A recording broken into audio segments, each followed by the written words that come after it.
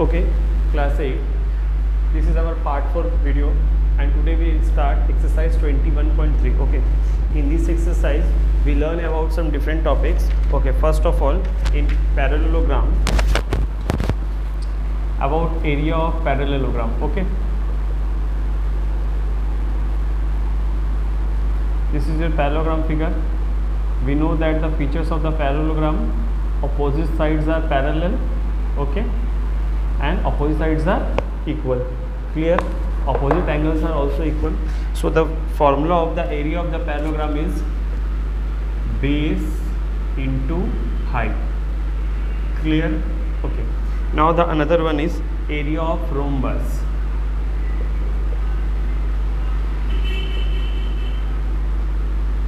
We know that all sides of the rhombus are equal. Okay. So the area of rhombus is half into product of diagonals.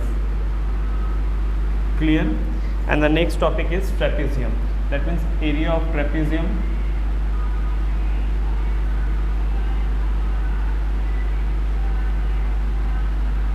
We know that the features of trapezium, that one side is parallel. Okay. So formula is half into sum of parallel sides into height. First of all guys note down all formulas. Okay, आज हम लोग 3 topic के बारे में पढ़ रहे हैं. पहला टॉपिक है आपका पैरेललोग्राम. पैरेललोग्राम का फीचर फॉर्मूला क्या होता है? एरिया निकालने का, base into height. Again this is time for the rhombus. Area of the rhombus is half into product of diagonals, which is diagonals. This line is the diagonals. Okay, इसका product करने से आपको answer पता चल जाएगा कि area कितना था रोम्बस का. And trapezium of area half into sum of parallel sides into height. Okay, this is your sum of parallel sides और यहाँ से जो लाइन ड्रॉ होगा ऐसे करके this is your height. Clear? इस 3 को हम लोग नोट कर लेते हैं पहले.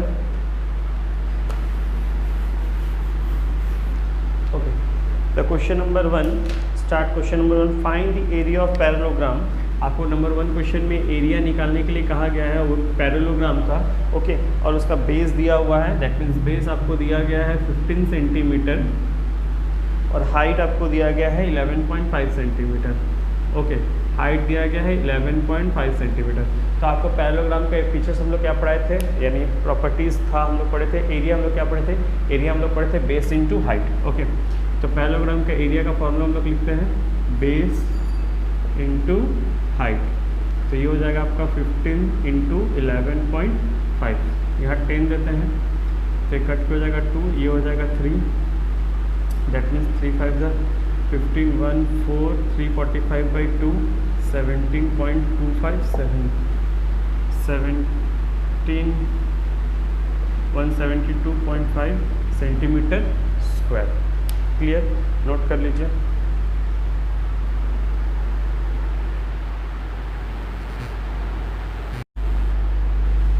Okay, this is time for the question number 3. Read the question number 3. The length of the diagonals of a rhombus are 6 cm and 8 cm. Find the area. Okay, find its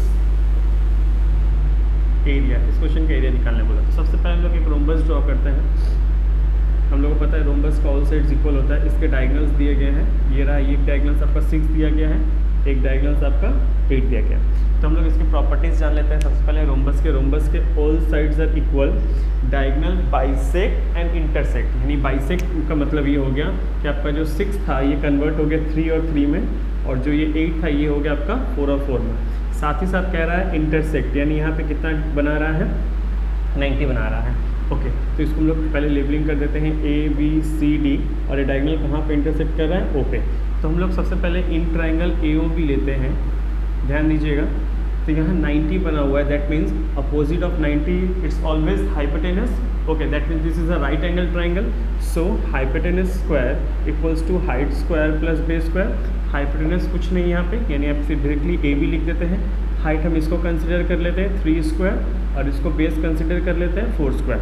that means ये हो गया 9 और ये हो गया 16. That means AB equals square equals to AB 25, यानी हो गया 5 सेंटीमीटर. यानी ये आ गया आपका 5 सेंटीमीटर. तो हमको इजीली पता है कि all sides of the rhombus क्या होता है? इक्वल होता है. ये हम किस लिए निकाले, सब इसमें क्वेश्चन में ऐड कर रहे हैं हम, इसलिए इसको निकाले हैं कि इसके साथ सपोज कर लीजिए पेरीमीटर भी आपको निकालना है, find its area and perimeter. तो हम लोग एरिया अगर सिर्फ निकालना होता तो हम लोग एरिया का डायरेक्ट फॉर्मूला लिख देते हैं, half into product of diagonal, यानी क्लियरली मेरा एरिया निकल जाता हाफ, प्रोडक्ट मतलब क्या होता है इंटू, किसका इंटू, डायगनल का इंटू। तो डायगनल क्या दिया हुआ, एक 6 दिया हुआ, एक 8 दिया हुआ, यानी 6 इंटू 8, तो इसको कट करते 3, दैट मीन्स 24 सेंटीमीटर स्क्वायर। लेकिन क्वेश्चन में अगर गिवन आपको दिया हुआ पेरीमीटर, तो पेरीमीटर के लिए आपको इतना सारा स्टेप एक्स्ट्रा करना होगा, क्योंकि पेरीमीटर का मतलब क्या होता है, सम ऑफ ऑल साइड्स, यानी ये जितने भी लाइन गए हुए इसको अगर हम प्लस कर देंगे तो पेरीमीटर निकल जाएगा। तो हमको क्लियरली पता है कि ये मेरा 5 निकला, तो रोम्बस का ऑल साइड्स इक्वल होता है, दैट मीन्स ये भी 5 5 हो गया। तो अगर हमको इसका पेरीमीटर निकालना ही है तो हम पेरीमीटर में क्या लिख सकते हैं, 5 + 5 + 5 + 5, यानी हो जाएगा 20 सेंटीमीटर। ये क्वेश्चन में था नहीं, हम एक्स्ट्रा ऐसे करा दिया आपको ताकि समझ में आ जाए कि इसका पूरा प्रॉपर्टीज़ क्या होता है और ये कैसे अगर पेरीमीटर दिया रहेगा तो कैसे हम लोग करेंगे। ओके, नोट कर लीजिए इसको।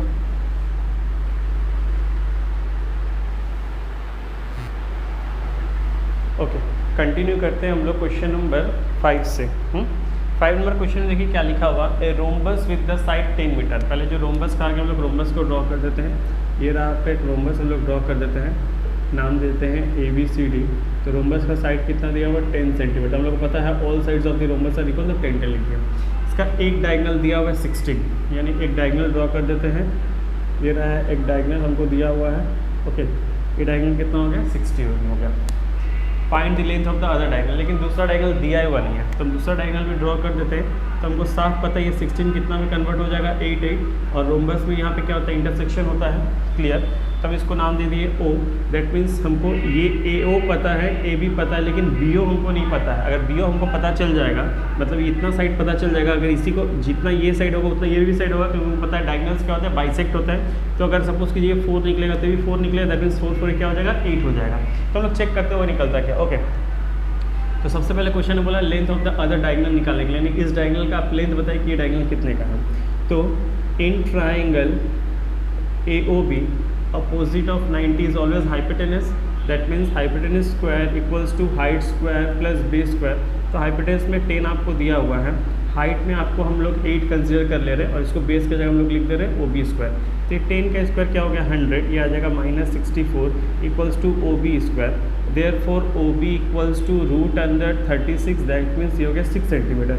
अगर OB 6 है, यानी OB अगर 6 आया है तो दैट मीन्स OD भी कितना आ जाएगा, 6 हो जाएगा, क्योंकि हम लोग पता क्या है डायगनल्स क्या होता है, यहाँ पे बाइसेक्ट करते हैं ईच अदर, यानी एक दूसरे को इक्वली कट करते हैं।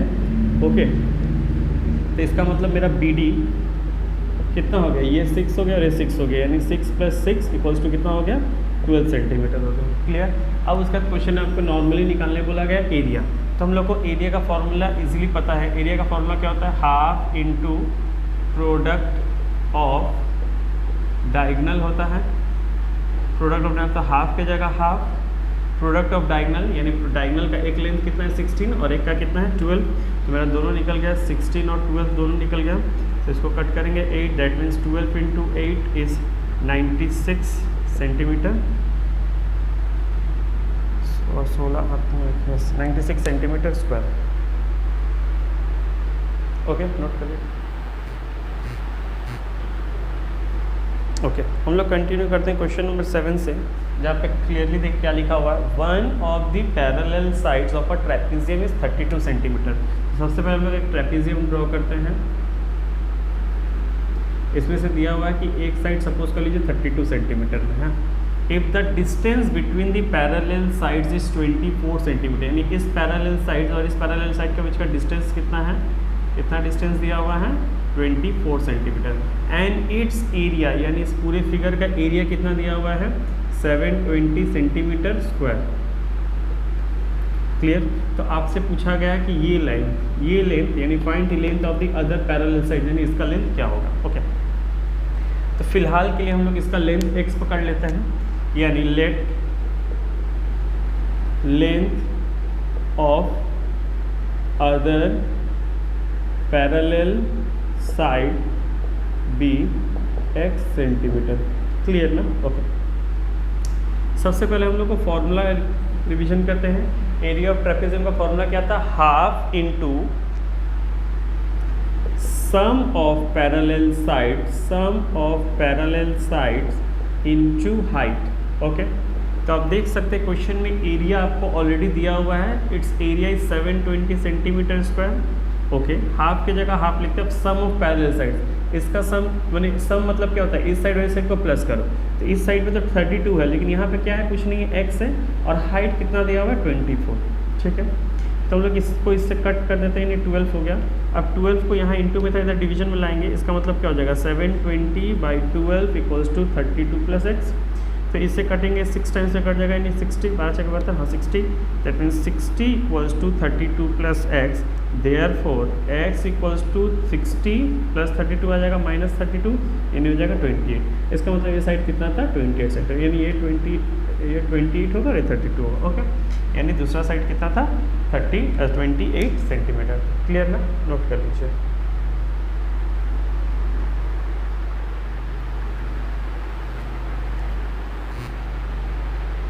Okay, continue from question number 9.